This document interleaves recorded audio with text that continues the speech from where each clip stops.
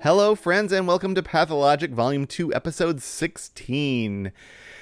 It is high time that I issue some reminders that the puzzles that we cover every day, like the Fuzuli we'll be covering today, can all be solved by you as well.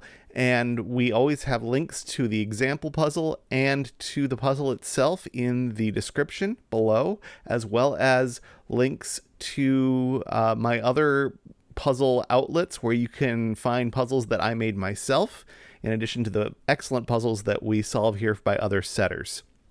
So with that aside, we need to dive into today's puzzle, which, as I said, was a Fuzuli, which is a new one to me. So let's take a look at the rules. Fuzuli is a Latin square puzzle. We will place letters from the range given outside the grid into some empty cells so that each row and column contains each letter once. This is the Latin square constraint, like in Sudoku, saying that rows and columns cannot contain any repeats. The range given up here will tell us which letters we're actually entering in the grid. We could have one or more blank spaces in a row depending on the number of letters we're placing and the size of the grid. No 2x2 group of cells may be entirely filled with letters. So you can see in the example solution here, if we look at any given 2x2, there will always be at least one blank square in that larger 2x2 square. Those are all of the rules of Fuzuli, so it's time to solve a puzzle. Today's Fuzuli puzzle was set by Eric Fox.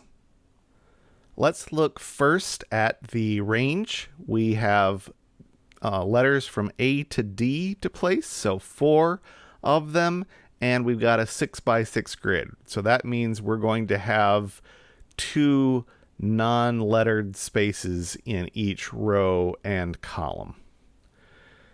Let's look at restrictions. Are there any places in the grid where we know we can't put a letter because they already see all of the possibilities? I do see one of those. This cell right here can see an A, B, C, and a D already.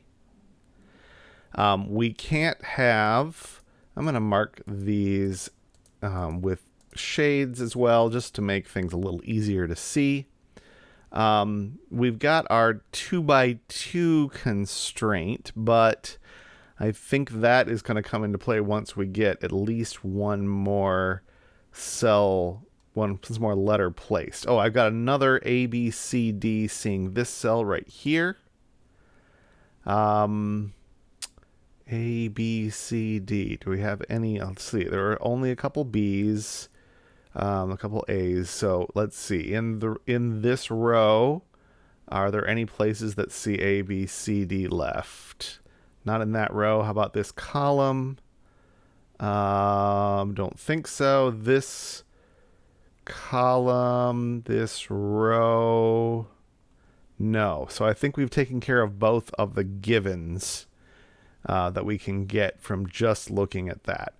Now I see other places where there are cells that can only contain one possible letter, but they could also contain, could possibly contain nothing. So I'm not quite sure how to indicate that. I guess I'm going to put some corner marks where that is the case. So this here could be a D, but that's, or it could be empty.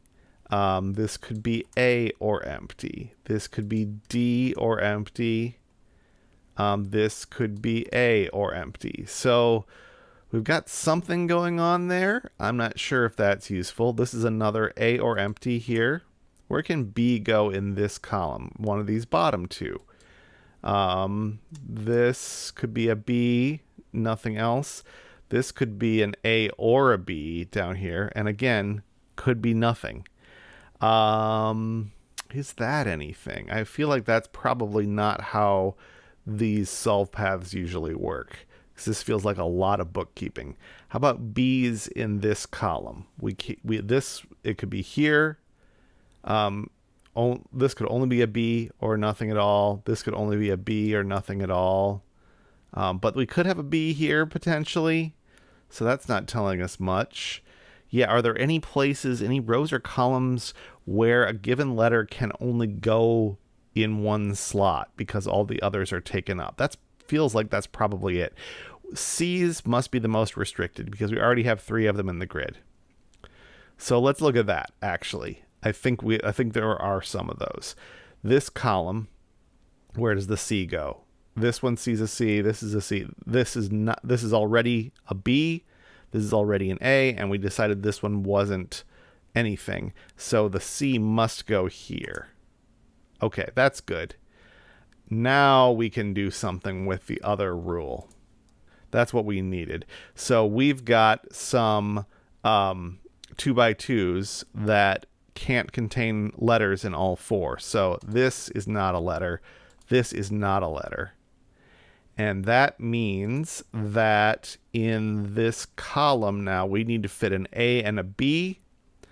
And the B can't go at the top. So this is going to be the A.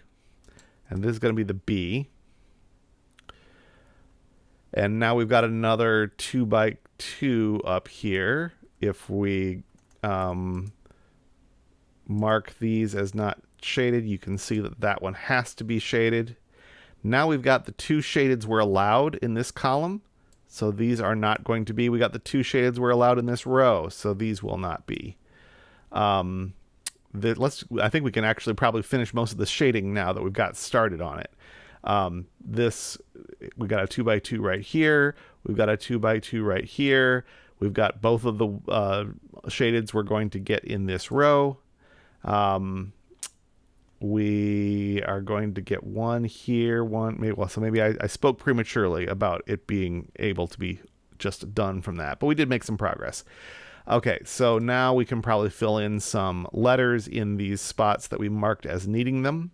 This needs a letter, and it sees B, C, and D. And then this column needs a D. This row needs an A. This row needs a B and a C, and there's a C here. So this is the B, this is the C. And this, let's see, this column needs a D. Don't know where. This column needs an A. That we can do. The A has to be here. And that gives us the other shaded in this column, which gives us the 2 shades we need in this row. And now we only have one place to put the other one in this column. And I guess we're back to letters then. So this A, B, C needs a D. This needs a B in this row.